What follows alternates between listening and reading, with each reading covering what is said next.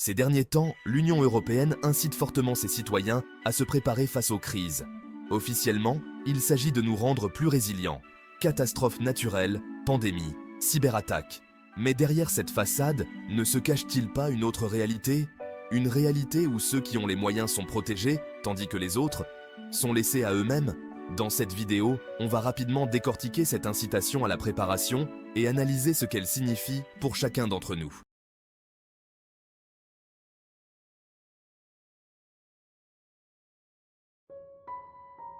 Alors que la Commission européenne nous invite tous à être plus autonomes, soyons réalistes. L'autonomie, ce n'est pas la même chose pour tout le monde. Les citoyens ordinaires sont encouragés à stocker de l'eau et des provisions, à avoir des trousses de premiers secours, des lampes torches et même des kits de survie pour tenir 72 heures en cas d'urgence. En parallèle, ceux qui en ont les moyens, hauts responsables et certaines élites, bref, ceux qui nous dirigent, sont souvent protégés dans des résidences sécurisées et des complexes privés, loin des risques. Stockage de provisions de base, avoir chez soi de l'eau potable pour 3 jours, des aliments non périssables, un réchaud portatif et des batteries de secours. Kit de premiers secours, trousses avec désinfectants, pansements, médicaments essentiels et protection contre les infections. Préparation aux coupures d'électricité, lampes torches, batteries externes, bougies et éventuellement un générateur portable. Mais pendant qu'on s'entraîne à tenir avec le minimum, d'autres se préparent à une vie sans impact de ces crises. Une question émerge. Pour qui est réellement cette résilience? Est-ce vraiment pour protéger les citoyens ou les rendre autonomes et démunis en cas de crise majeure?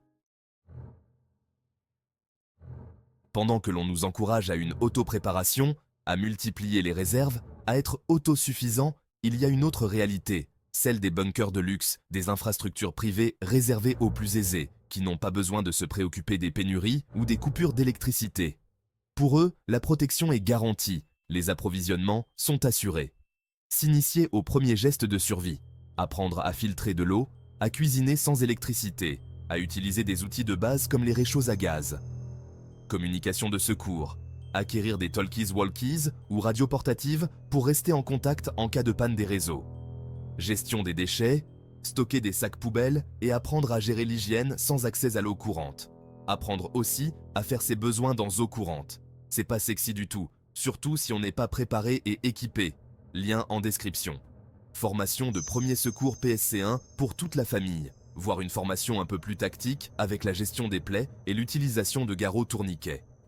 On s'attend à ce que les citoyens se débrouillent dans l'urgence. Mais en cas de crise prolongée, qui pourra réellement compter sur une infrastructure de sécurité? Ce discours sur la résilience cache-t-il une préparation mentale à un avenir où seuls les mieux armés ou protégés pourront s'en sortir? Les décideurs politiques et les nantis dans leurs bunkers et les gueux dans la boue? Section 3. L'Europe fortifiée et le sort de la population. L'Union européenne ne se contente pas de protéger ses frontières. Elle se prépare aussi à mobiliser sa population en cas de crise majeure.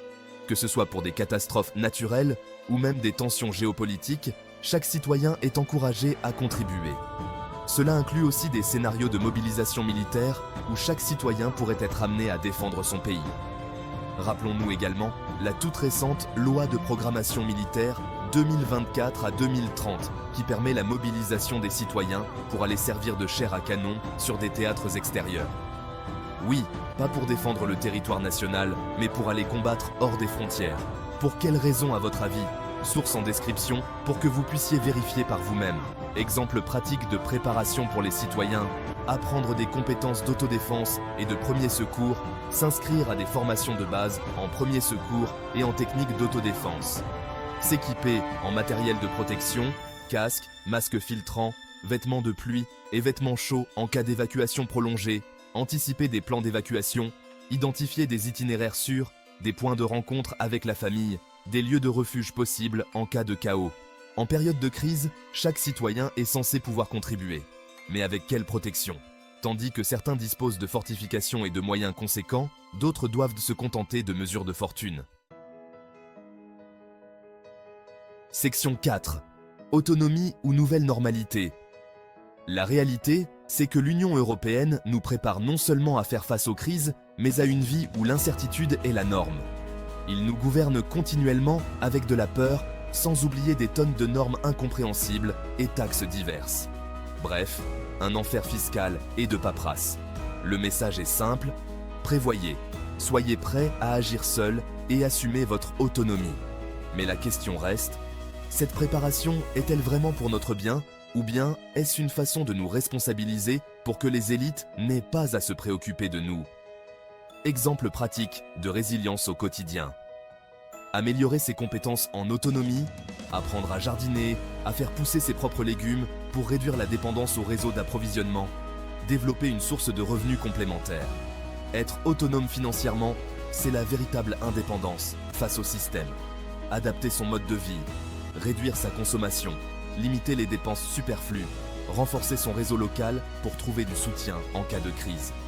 Acheter du matériel, mais surtout du bon matériel durable, celui qui fait la différence sur le moyen et long terme, en termes de résilience, de santé et d'économie. Pratiquer des exercices de préparation.